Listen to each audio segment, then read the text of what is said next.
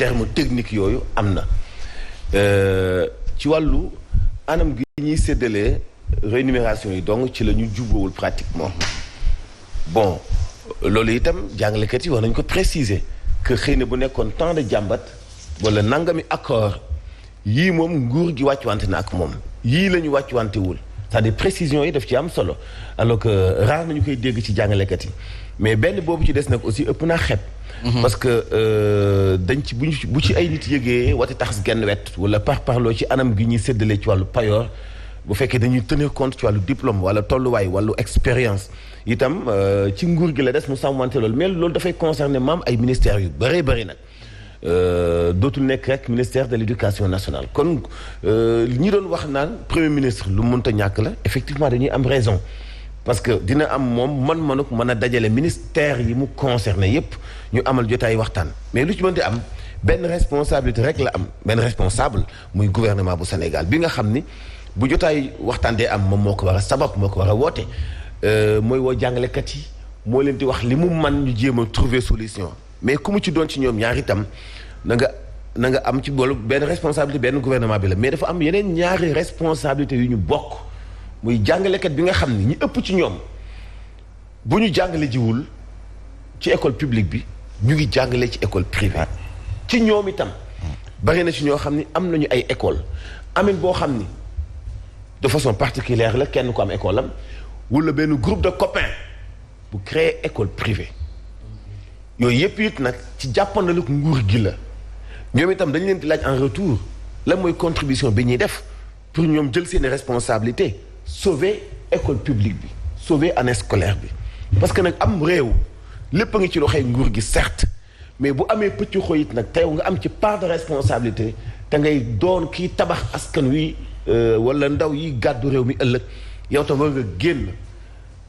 yow wax li nga xam moo ci say responsabilité mais indi ay solution proposer ay solution parce que jàngalekat maam li ñuy xaar ci moom du toujours ñaxtu parce que xam-xamam ëpp na loolu parce que moom mooy tabax société moom mooy tabax avenir ëllëg donc ci biir ñaxtu bi war na am aussi ay propositions yu mu def war na am taxawaay bu mu taxaw ci wàllu leeral war na am taxawaay bu mu taxaw ci def ay propositions ngir ñu sauver situation bi nga xam ne ci la njàng bu Sénégal toll parce que la caxte gi nekk ci nguuru Afrique moom ñëpp xam nañu ko ñàkk fonk kàddu gi nekk ci nguuru Afrique moom ñëpp xam nañu ko ñàkk nawloo protocole d'accord ci nguuru Afrique moom ñëpp xam nañu ko donc itam yow boo ci amee benn part de responsabilité te askan woowu am lu mu la lebal boo ubbee école parents d'élèves indi seen ay doom bu dee école privée accompagner la àndandoo ak yow ba ëllëg mu mujj di école nekk école bu mag yow tam delloo leen ñoom li ñu la lebal fexee sauver école publique bi parce que ñépp mënuñoo dem privé mais situation fi mu nekk nii mu ngi ci loxoy ndongo yi de. ndongo yi ni ñu commencé nii bu ñu ko dakkalul solution dina am de parce que ñoom ñooy victime bi. te victime bi moo mën a yuuxu parce que moom moo xam fay metti. moo xam fay metti Birahim mu mel ni kon gouvernement bi ñu war a taxawal bees bokk na ci dossier yu mu war a njëkk a saytu mooy wàllum njàng mi. waaw non seulement mooy dossier bi mu war a njëkk a saytu mais mooy dossier bi mu war a gën a gaaw a saytu sax pour sortir de cette situation bi nga xam ne moom moo fi nekk. Mambé est-ce que xam nga dans certains pays dem nañu ba nu ñu privatiser santé. noonu lañ dem ba privatiser li di nga xam ne moom mooy éducation malheureusement Sénégal wala yenn réew yi Afrique yi àgguñu tollooguñu ci fi ñuy privatiser li nga xam ne moom mooy éducation ak enseignement ndax tey Mansour wax na ko am na yenn ci ay kër ñoo xamee ni ñoom mën nañ jël seen njaboot yóbbu leen ci école privée mais ñiy jàngale ci école privée yooyu mooy ñi dem grève yi ci école publique yi mais Sénégal dañu ne on a mis 40% du budget ci li nga xam ne moom mooy éducation ci bu ñu koy voté Assemblée nationale dañu naan 40% budget bi mu ngi ci éducation ci boobu le budget am na ci résorber les abris provisoires am na ci tabax ay écoles yu bees am na ci yokk ci yenn bërëb ay lycée wala enseignement lu jëm ci wàllug jàng ak jàngale ci yenn ci ay bërëb mais au-delà des infrastructures yi nga xam ne da nga koy teg ak ñi nga xam ne ñoom ñooy ay enseignants yi ngay recruter ñu lay wax gap bi nga xam ne moom moo am actuellement ci wàllug recruter enseignants mais élèves yi ñi nga xam ne ñoom ñoo war a bénéficier wu ci enseignement yooyu ñoom ñoo nekk ci ay difficultés aujourd'hui lan moo indi difficulté bi mooy la responsabilité partagée Mansour le disait tout à l'heure entre le gouvernant mi nga xam ne mooy ministère de l'éducation nationale. bu dee ci daara yu kaw yooyu ñu ne la ministère bi nga xam ne moom la ñu leen dénk muy ministère bi yore wàllu finance ak budget muy gouvernement bi ci boppam waaye beneen responsabilité bi mooy les syndicats d'enseignants ndax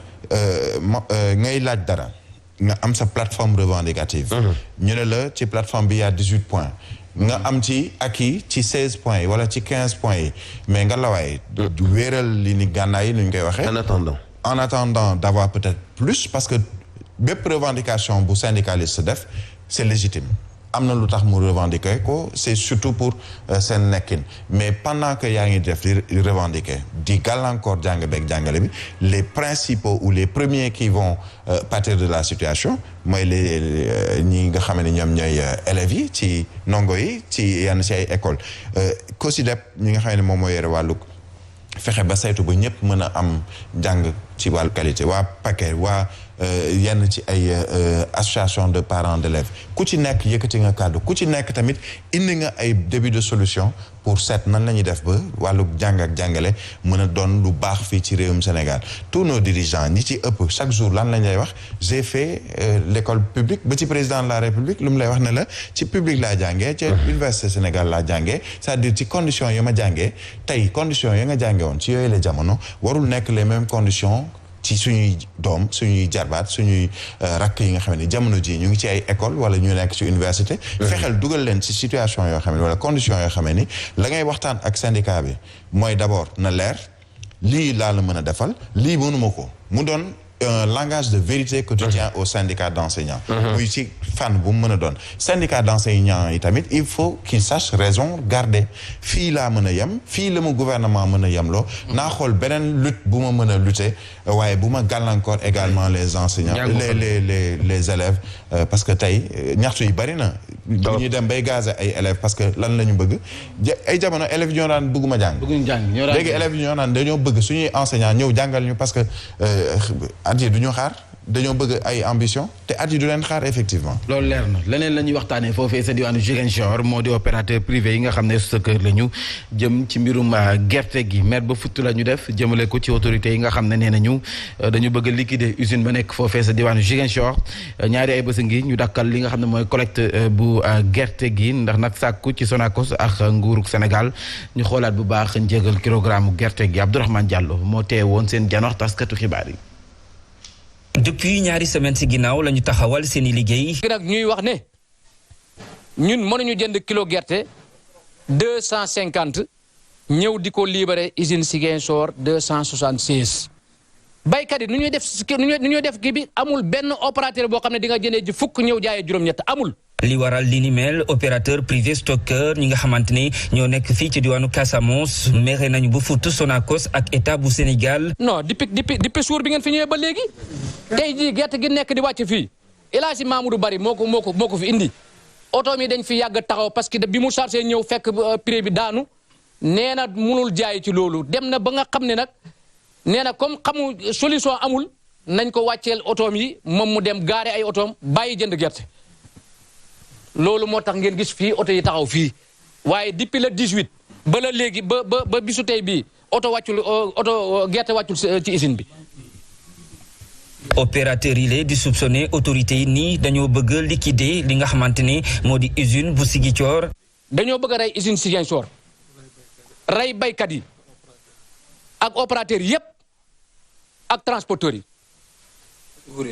ak ouvrier yi.